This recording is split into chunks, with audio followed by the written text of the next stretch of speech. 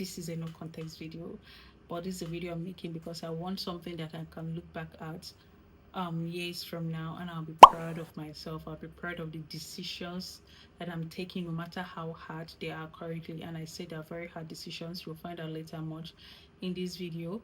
And secondly, I want a video that my children, when they get older or when they grow up, they'll look at it and be able to relate with me as a human being, as a girl, as a woman, and not just as their mother. Because as their mother, in their eyes, I'm perfect. I can do no wrong.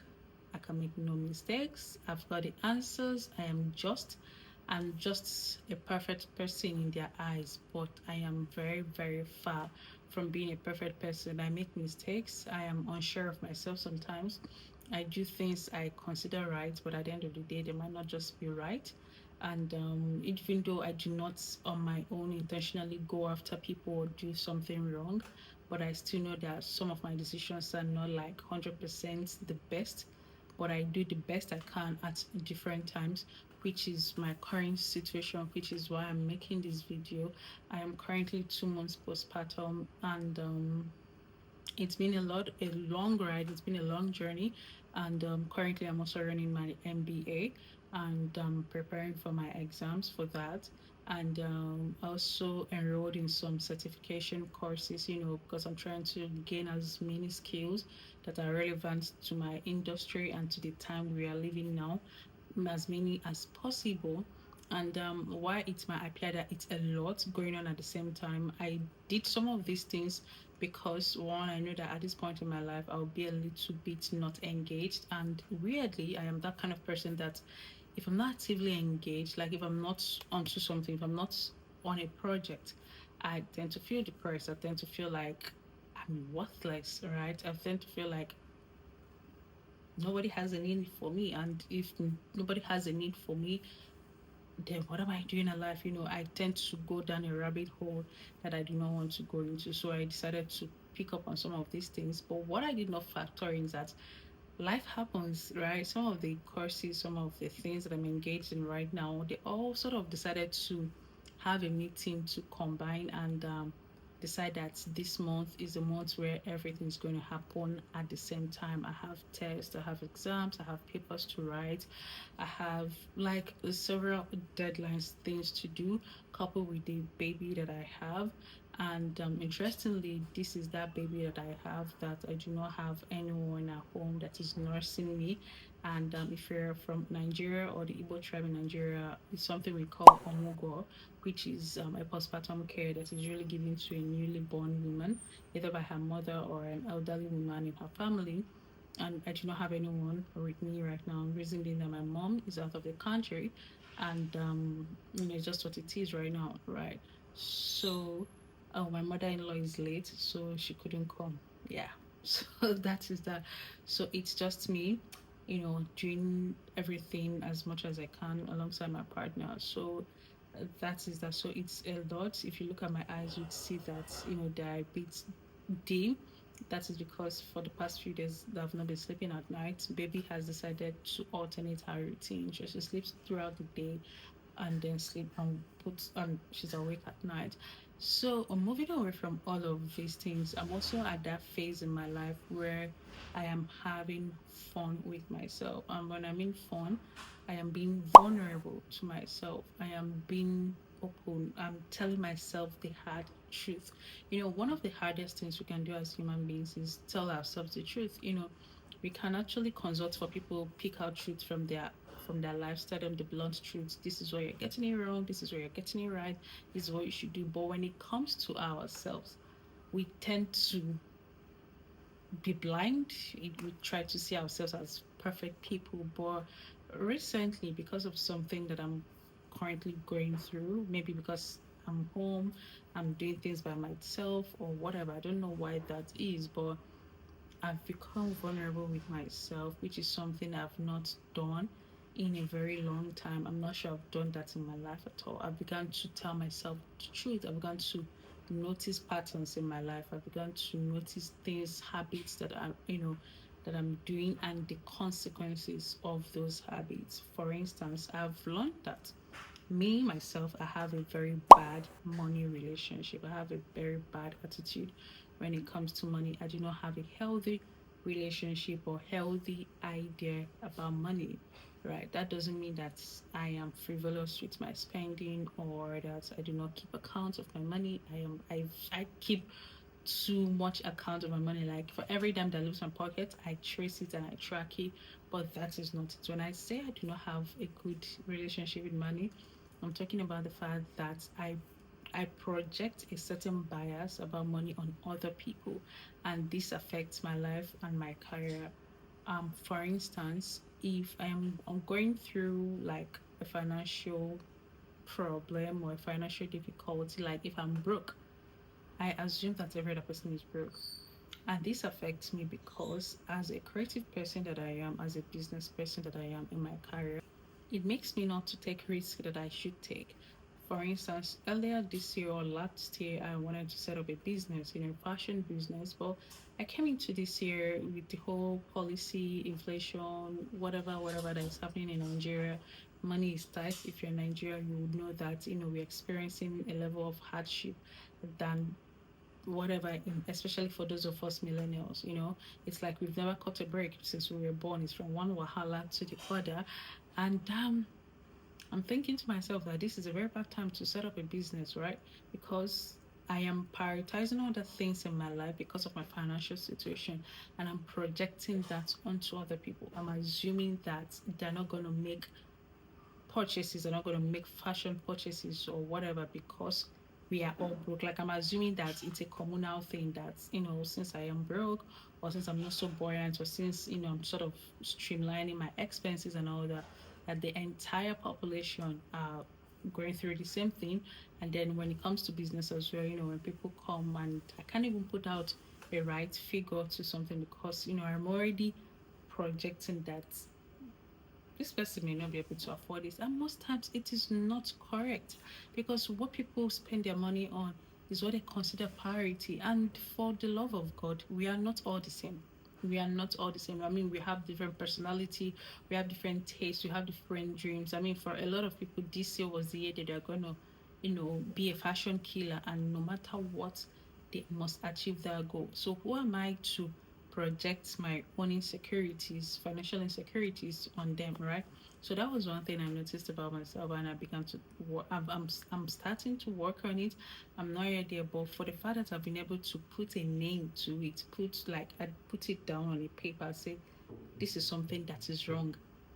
I'm working on it. I've also put out like ways it has sabotaged me, or I have sabotaged myself or my career based upon this. And it's so bad that even when it comes to pricing as a creative, someone asks, okay, how much are you going to charge for this? And I'm like, oh my goodness, why would you even ask me this? I'm almost at the point of saying, whatever it is you can offer, please pay, which is not standard practice in business, right? I'm working on it, but right now I know that this is a problem and it needs to be fixed. The other thing that I've also realized is that I am the first of many things in my generation, yes, which is crazy, but this was so profound to me that it sort of made me realize a lot of things. Also made me to sort of take be merciful, be kind to myself in certain ways. Before now, even currently, I there is a standard I placed myself, and it's not a bad place to do that. It's not a bad place that I've placed myself on that standard or that pedestal, but there were a lot of things I struggled with, right? And it didn't make sense to me. Like, it didn't make sense in such a way. If you're growing up, there are things you feel like they come naturally to you. That is good. Those things come naturally to you. Then there are things you feel like you deserve because of whom you are.